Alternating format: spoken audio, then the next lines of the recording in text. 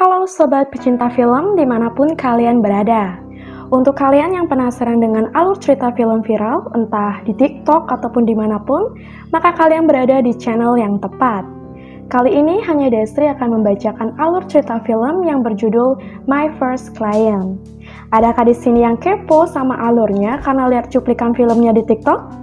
Kalau ada, maka berbahagialah karena kali ini kamu akan tahu alur cerita lengkapnya versi hanya Destri. My First Client adalah film yang mengangkat sebuah tragedi pada tahun 2013 di Chilgok, Gyeongsang Utara, Korea Selatan. Film My First Client tayang perdana pada 22 Mei 2019. Berangkat dari kasus penganiayaan oleh seorang wanita terhadap anak tirinya yang berujung kematian. Adegan diawali dengan sebuah tes wawancara pengacara yang diikuti oleh 5 orang pelamar. Dalam wawancara tersebut, penguji menceritakan sebuah kasus pembunuhan yaitu Kitty Genoves yang dibunuh secara sadis di depan rumahnya. Dalam pembunuhan tersebut, terdapat 38 saksi yang kemungkinan mengetahui bahwa Kitty akan tewas saat itu. Tetapi, 38 saksi tersebut memilih tidak menolong Kitty. Penguji bertanya, apakah 38 saksi ini bersalah atau tidak? Saat itu 4 pelamar menyatakan saksi tersebut bersalah, sedangkan 1 pelamar mengatakan dia tidak bersalah. Dengan alasan saksi melakukan itu karena takut akan keselamatannya sendiri.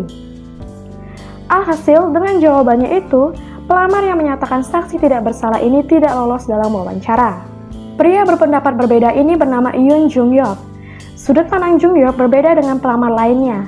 Jung Yeop melihat semuanya dari sudut pandang apa yang dirasakan oleh saksi, sedangkan pelamar lainnya hanya melihat dari sisi hukum dan kenyataannya saja. Dan karena itulah Jung Yeop ditolak. Setelah ditolak, Jung Yeop minum-minum bersama teman-temannya, dan semua temannya mengatakan ia itu bodoh atas jawabannya, dan menyalahkan pendapat Jung Yeop. Adegan berganti di rumah 2 orang bocah, kakak beradik yaitu Dabin dan Minjun, yang masih berumur 10 tahun dan juga 7 tahun. Dabin terlihat sedang mencuci baju, sedangkan sang adik Minjun tengah asik menggambar seorang wanita, sambil menanyakan bagaimana ciri-ciri sang ibu kepada kakaknya. Nah, dari sini kita tahu bahwa Minjun tidak pernah melihat ibunya. Minjun mulai menyadari bahwa jawaban Dabin selalu berbeda setiap ia bertanya. Minjun mulai meledek apakah sebenarnya kakaknya pernah bertemu dengan sang ibu atau tidak. Dabin yang mengelak dari pembicaraan mengajak sang adik untuk makan sambil bermain-main penuh keceriaan. Mereka terlihat sangat bahagia berdua. Adegan berganti dengan Dabin yang melihat-lihat album foto di kamar ayahnya. Pada foto yang dilihat Dabin, terlihat bahwa gambar wanita di foto tersebut wajahnya telah dirobek oleh seseorang. Padahal wanita itu adalah ibu Dabin. Sehingga Dabin sendiri tidak memiliki gambaran bagaimana wajah ibunya sebenarnya. Tiba-tiba ayah Dabin datang. Dabin kelagapan dan langsung menyembunyikan foto yang ia lihat. Dabin mengatakan bahwa ia hanya sedang bersih-bersih. Ayah Dabin meminta Dabin untuk membangunkan Minjun lalu mengajak mereka pergi. Minjun dan Dabin dibawa untuk makan siang di sebuah tempat makan oleh ayah mereka. Tiba-tiba, datanglah seorang wanita yang diajak oleh ayah mereka. Ayah Dabin memperkenalkan wanita itu dan meminta anak-anaknya menganggapnya sebagai ibu mereka mulai sekarang. Sejak saat itu, Kang Ji-seok menjadi ibu tiri mereka. Ia terlihat baik dan sangat ramah kepada Dabin dan juga Minjun saat itu.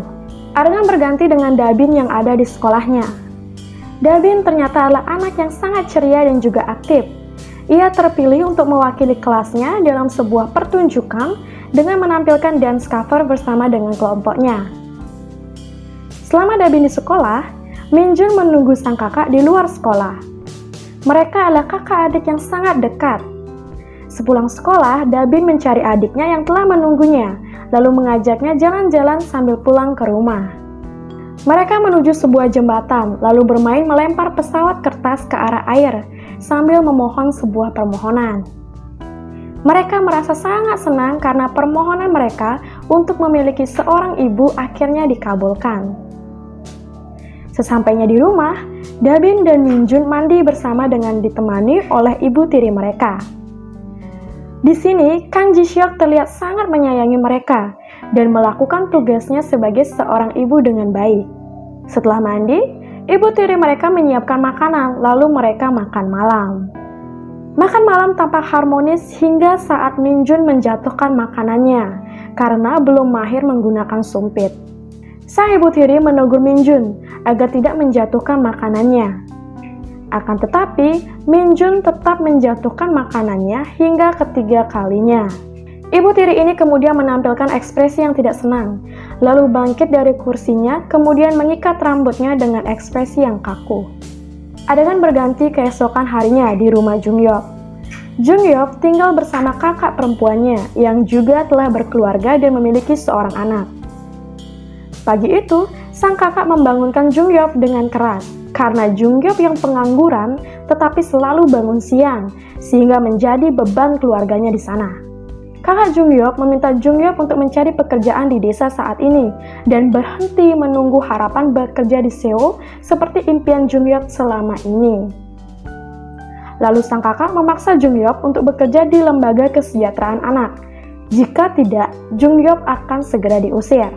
Jung-yeop langsung bangun dan bersiap-siap untuk pergi ke lembaga kesejahteraan anak sebelum ia benar-benar diusir oleh kakaknya. Di lembaga tersebut, Jung-yeop langsung diterima karena ia akan menggantikan Soo-jung, yaitu salah satu pegawai di sana yang akan berhenti bekerja saat itu. Adegan berganti di rumah Dabin. Suasana terlihat berbeda dari malam sebelumnya, di mana Dabin dan adiknya terlihat sangat gugup dan ketakutan di meja makan. Kemudian sang ibu tiri melemparkan sendok dan sumpit di meja makan. Lalu Dabin dengan sigap menata sendok dan sumpit tersebut.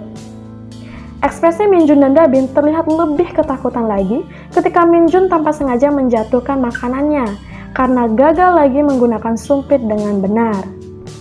Dabin langsung berdiri meminta maaf kepada ibu tirinya. Kemudian sang ibu malah mengikat rambutnya dengan ekspresi datar. Sang ibu tiri menampar Dabin dan menyiksanya tanpa ampun karena tidak mampu mengajari Minjun menggunakan sumpit dengan benar. Keesokan harinya, Dabin berangkat ke sekolahnya dengan ekspresi yang murung.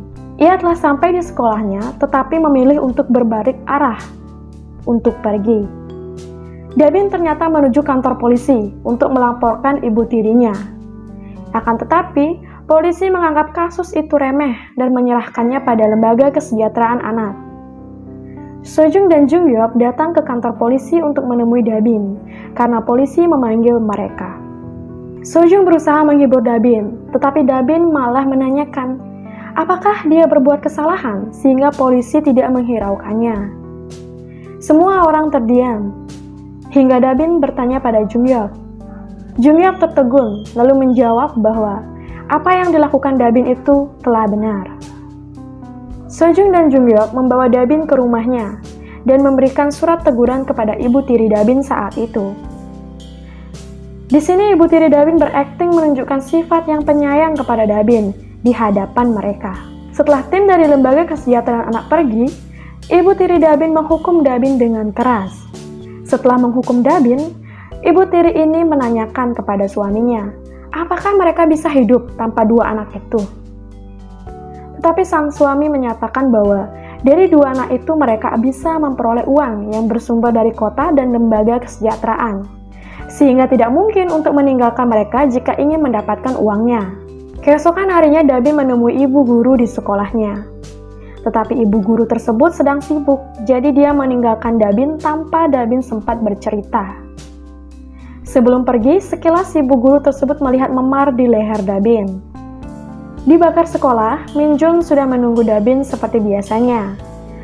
Minjun menyarankan pada Dabin untuk meminta tolong pada paman kesejahteraan anak, yang tak lain adalah Jung-yeop. Jung-yeop yang sebenarnya tidak menyukai pekerjaannya, ditambah lagi terdapat dua anak yang mencarinya, membuatnya merasa kesal hari itu. Tapi, ia tetap mencoba mendengarkan dan mengajak dua anak itu jalan-jalan untuk makan hamburger. Di saat sedang menikmati hamburger, Dabin mengajari cara memakan hamburger kepada adiknya, dan hal itu mengakibatkan beberapa bagian hamburger jatuh. Minjun menjadi histeris karena sepertinya Minjun mengalami trauma dengan makanan yang jatuh. Begitu pula dengan Dabin yang sangat waspada kepada orang dewasa yang ingin menyentuhnya, seperti mengelus kepalanya pun ia sangat waspada. Dabin kemudian bertanya kepada Jungyop, seperti apa itu seorang ibu? Akan tetapi Jungyop menjawab pertanyaan itu dengan tidak serius dan tidak memberi gambaran sama sekali. Kemudian Jungyop menceritakan bahwa ibunya telah meninggal sejak ia kecil. Jadi ia tidak bisa menjawab pertanyaan Dabin. Keesokan harinya, Dabin dan Minjun datang lagi untuk menemui Jungyop. Dabin meminta Jungyop untuk mencarikan wanita yang berfoto dengan ibunya. Tetapi Jungyop menolaknya. Akan tetapi, pada akhirnya mereka berkeliling untuk mencari wanita di foto itu, namun tidak menemukannya. Karena Jungyop menolak untuk melanjutkan pencarian, akhirnya Minjun memintanya untuk mengajak mereka ke kebun binatang. Dan jadilah mereka ke kebun binatang. Minjun dan Dabin sangat gembira berada di kebun binatang. Mereka berlari ke sana kemari melihat-lihat binatang yang ada, hingga membuat Jungyop kelelahan. Lelah berlari dan juga lelah diganggu dua anak itu. Meskipun lelah, nampaknya anak-anak itu menyukai Jungyop. Mereka terus datang menemui Jungyop setiap harinya. Di saat menemani Dabin dan Minjun menggambar, tiba-tiba seseorang menelpon Jungyop dan memintanya segera ke Seoul. Jungyop sangat senang dan dengan segera mengantar kedua anak itu kembali. Akan tetapi Minjun menolak. Akhirnya, Jungyop memberikan boneka King Kong dan uang sebesar $50 untuk membeli hamburger bersama sebagai jaminan bahwa Jungyop akan kembali lagi kepada Minjun. Hadiah ini diberikan sebagai sogokan supaya anak-anak ini mau pulang sekarang.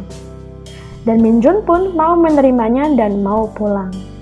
Di Seoul, ternyata Jungyop mendapat tawaran wawancara untuk masuk kantor pengacara idamannya. Karenanya, ia sangat bersemangat dan segera datang. Jungyop lolos wawancara itu dan diterima bekerja di kantor idamannya di Seoul.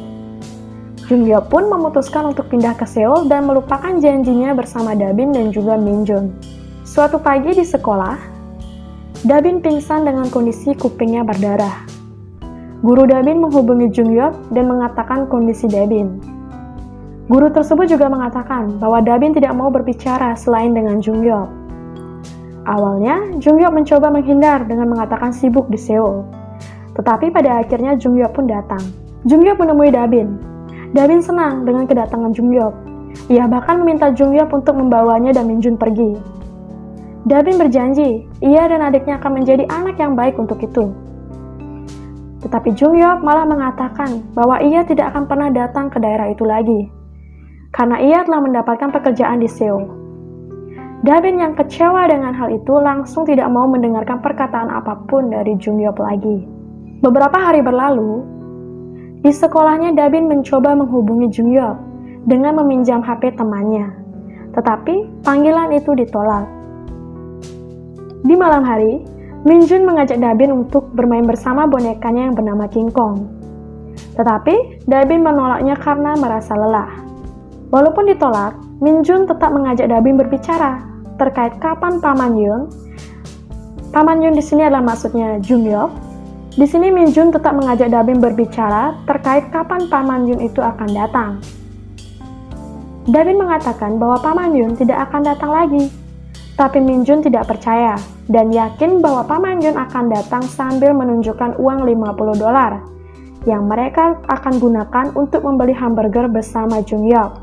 Tiba-tiba, ibu tiri mereka masuk dan melihat Minjun membawa uang $50. Ibu tiri itu langsung berpikir bahwa Minjun telah mencuri uang itu darinya. Karena itu, malam itu, Kang Ji-seok atau ibu tiri mereka memukul Dabin dan Minjun tanpa ampun. Suara tangisan dan pukulan itu terdengar hingga ke tetangga mereka, tapi tak seorang pun yang peduli. Keesokan harinya, Jungyop mendapat telepon dari guru kelas Dabin. Guru kelas mengatakan bahwa Minjun telah mencuri uang sebesar $50 dari ibunya, namun ia tidak mau memberikannya kepada Dabin. Nah, Dabin yang marah pun memukul Min Jun hingga meninggal. Jung-hyuk tidak percaya hal itu. Ia sendiri yang telah memberikan uang itu kepada Min Jun di hadapan Dabin. Karenanya tidak mungkin Dabin melakukan hal itu kepada adiknya. Di rumahnya, Dabin diancam oleh sang ibu tiri agar mengakui memukul Min Jun jika ia masih ingin hidup di rumahnya. Dabin yang sudah tidak percaya akan orang dewasa ini, menurut perkataan ibunya, ia mengakui telah memukul sang adik di hadapan polisi dan menerima pandangan buruk dari masyarakat yang ia temui. Jung-hyuk berusaha membuka kasus kematian Min Jun. Akan tetapi pimpinan kantornya menolak karena Dabin telah mengakui perbuatannya dan mereka tidak memiliki urusan untuk hal itu lagi. Merasa kecewa dengan keputusan kantornya, Jung-hyuk memutuskan untuk berhenti dari pekerjaannya. Jung-hyuk yang merasa bersalah dengan apa yang menimpa Dabin dan Min Jun berusaha mencari bantuan untuk memperjuangkan kasus Min Jun untuk menemukan kebenaran yang sebenarnya. Jung-hyuk memohon kepada temannya yang juga seorang pengacara di desa itu untuk membantunya. Jung-hyuk menangis sejadi-jadinya untuk memohon bantuan hingga akhirnya temannya ini pun luluh. Akhirnya Jung-hyuk dan temannya mulai bergerak dengan mengumpulkan petisi terkait kasus Dabin dan Min Jun. Jung-hyuk lalu mulai mengajukan laporan penyiksaan terhadap Dabin yang dilakukan oleh ibunya kepada polisi dengan bukti rekam medis Dabin. Bersama polisi, Jung-hyuk memeriksa kembali hasil otopsi Min Jun, di mana di sana dinyatakan bahwa Min Jun meninggal karena peritonitis yang diakibatkan oleh kerusakan usus. Dugaan dokter, kerusakan ini terjadi akibat cedera langsung saat itu. Dokter berasumsi sebenarnya sangat tidak mungkin Dabin yang berusia 10 tahun mampu mengakibatkan cedera sefatal itu. Untuk mencabut kesaksian Dabin dan membuatnya mau membuka diri dan mengatakan yang sebenarnya, Jung-hyuk mencari cara untuk mengobati luka di hati Dabin dengan mengirimkannya hadiah setiap harinya melalui teman seumuran Dabin, yaitu Jang-no. Dabin menyembunyikan hadiah dari Jung-hyuk di kamarnya agar tidak diketahui oleh ibunya. Saat itu, Dabin sedang menulis surat pernyataan yang dia salin dari surat yang dibuat oleh ibu tirinya. Di surat itu menyatakan bahwa Dabin yang membunuh Min Jun dan ia tidak bisa hidup tanpa ibu tirinya. Dabin merasa lelah, ia pun mengalihkan waktu dengan membuka hadiah dari Jung-hyuk. Salah satu dari hadiah itu adalah sebuah ponsel. Dalam ponsel itu berisikan rekaman suara Jung-hyuk yang meminta maaf dan menceritakan apa yang telah Jung-hyuk lakukan saat ini untuk menolong Dabin. Selain itu, Jung-hyuk juga meminta Dabin untuk bertemu dengannya di jembatan kapanpun saat Dabin mendengar rekaman suara itu. Namun naasnya, ketika Dabin hendak membuka pintu rumahnya, ibu tirinya baru saja pulang. Ibu tiri ini langsung melihat sebuah ponsel di tangan Dabin dan menanyakan dia akan kemana. Dabin berlari ke kamar, namun ibu tirinya berhasil mengejarnya lalu menyiksanya tanpa ampun. Jang-no yang hendak meletakkan hadiah di pintu rumah Dabin mendengar tangisan Dabin. Ia pun segera menelpon Jung-hyuk dan mengatakan bahwa Dabin sedang disiksa. Jung-hyuk berlari dari jembatan menuju rumah Dabin, lalu mendobrak pintu rumah Dabin. Tanpa basa-basi, Jung-hyuk membawa Dabin pergi dari rumahnya, tidak mempedulikan apa yang dikatakan oleh ibu tiri Dabin. Di rumah Jung-hyuk, kakak Jung-hyuk telah menunggunya. Begitu mobilnya sampai, ia langsung menuju kursi penumpang dan memeluk Dabin, lalu membawa Dabin ke kamarnya. Tak berapa lama, tiba-tiba ayah Dabin datang ke rumah Jung-hyuk, memaksanya untuk membawa Dabin pulang. Tetapi tidak diizinkan oleh keluarga Jung-hyuk, sehingga memicu keributan di rumah Jung-hyuk. Keributan itu didengar oleh Dabin dan membuatnya semakin tertekan dan juga ketakutan. Keesokan harinya ayah dan ibu Dabin ditangkap polisi atas tuduhan penganiayaan yang diadukan oleh Jung-hyuk. Adegan berlanjut di saat sidang pengadilan. Persidangan pertama tidak berjalan begitu baik, di mana ibu tiri Dabin sukses memerankan peran sebagai seorang ibu yang baik selama persidangan. Sehingga kesaksian Dabin di persidangan berikutnya sangatlah diperlukan. Akan tetapi, Dabin tidak mau berbicara sejak ayahnya membuat keributan di rumah Jungyop. Jungyop yang bingung dan kelelahan beristirahat di rumahnya. Tepat saat itu, keponakan Jungyop terdengar ribut menanyakan di mana boneka King Kong miliknya kepada ibunya. Tetapi, keponakan itu tidak menemukannya. Keponakan Jungyop merasa sedih kehilangan boneka King Kongnya, karena ia telah banyak merekam memori di boneka itu. Jungyop yang kaget mendengar ucapan keponakannya langsung menanyakan kepada kakaknya terkait bagaimana bisa keponakannya merekam menggunakan boneka King Kong itu. Sang kakak mengatakan bahwa boneka King Kong itu memang bisa merekam apabila kita menekan hidungnya. Mendengar hal itu, Jungyop teringat bahwa ia memberikan boneka itu pada Minjun. Ia pun segera mencari boneka itu di tempat pembuangan sampah, karena ibu tiri telah membuang barang-barang Minjun di tempat sampah. Tetapi Jungyop tidak menemukan boneka itu. Tibalah di hari persidangan kedua, di mana Dabin harus bersaksi atas kematian adiknya. Tetapi Dabin tidak mau berbicara. Hakim pun memutuskan untuk menjeda persidangan saat itu. Di tengah keputusasaan itu, Jangno datang bersama ibunya, dan di tangan Jangno, ia membawa King Kong yang ia pungut ketika ibu tiri Dabin membuang barang-barang Minjun. Persidangan berlanjut. Jungyop meminta izin pada hakim untuk berbicara dengan Dabin. Ia pun membawa boneka King Kong dan memberikannya kepada Dabin. Ketika menerima King Kong, Dabin mulai berbicara, namun tetap tidak mau menjawab terkait siapa pelaku sebenarnya. Jungyop meyakinkan Dabin bahwa kali ini orang dewasa akan membantunya. Dabin akhirnya percaya akan ucapan Jungyop dan perlahan mengatakan apa yang terjadi dan mengungkap bahwa ibu tirinya lah yang membunuh Minjun. Pengacara ibu tiri langsung membantah ucapan Dabin. Namun jaksa mengatakan bahwa mereka memiliki bukti fisik berupa video penganiayaan yang dilakukan. Dan pada video itu terlihat jelas apa yang dilakukan oleh ibu tiri Dabin pada Minjun hingga mengakibatkannya meninggal. Ibu tiri yang sudah muak dengan semua itu akhirnya menggertak dan mengakui semuanya. Ia berdalih bahwa apa yang ia lakukan adalah tindakan untuk mendisiplinkan anak-anak. Di sini terjadilah perdebatan antara Jungyop dan Kang Ji-seok terkait bagaimana seorang ibu itu seharusnya. Kang Ji-seok mengamuk dan diamankan oleh petugas. Akhirnya Kang Ji-seok dihukum 16 tahun penjara karena pembunuhan tak disengaja, dan suaminya Kim Jong-nam atau ayah Dabin dihukum 5 tahun penjara karena mengabaikan kejahatan yang terjadi di rumahnya. 6 bulan kemudian, Dabin menunggu Jungyop di jembatan selagi mengenang sang adik. Jungyop datang sambil memberikan sebuah amplop kepada Dabin. Di dalam amplop itu terdapat foto ibu Dabin yang diperoleh dari wanita yang juga ikut berfoto di dalam foto tersebut. Sambil melihat foto ibunya, Dabin berharap Minjun juga bisa melihatnya.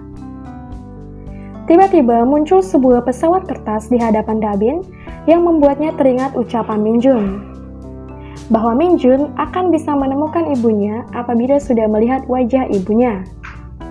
Dan ya, sekarang ia telah melihatnya. Jungyop mengajak Dabin untuk pulang dan mereka pun kembali ke rumahnya. Dan cerita pun tamat. Nah, sekian alur cerita film yang berjudul My First Client. Jujur saja, saat pertama nonton film ini benar-benar bikin nangis bawang sih, karena memang sesedih itu. Terutama ketika ada detik kematian Minjun. Bagi kalian yang belum dapat feel dari film ini, wajib banget nonton filmnya langsung ya. Dan jangan lupa untuk like serta subscribe. Thank you, see you di video alur cerita film selanjutnya. Dadah!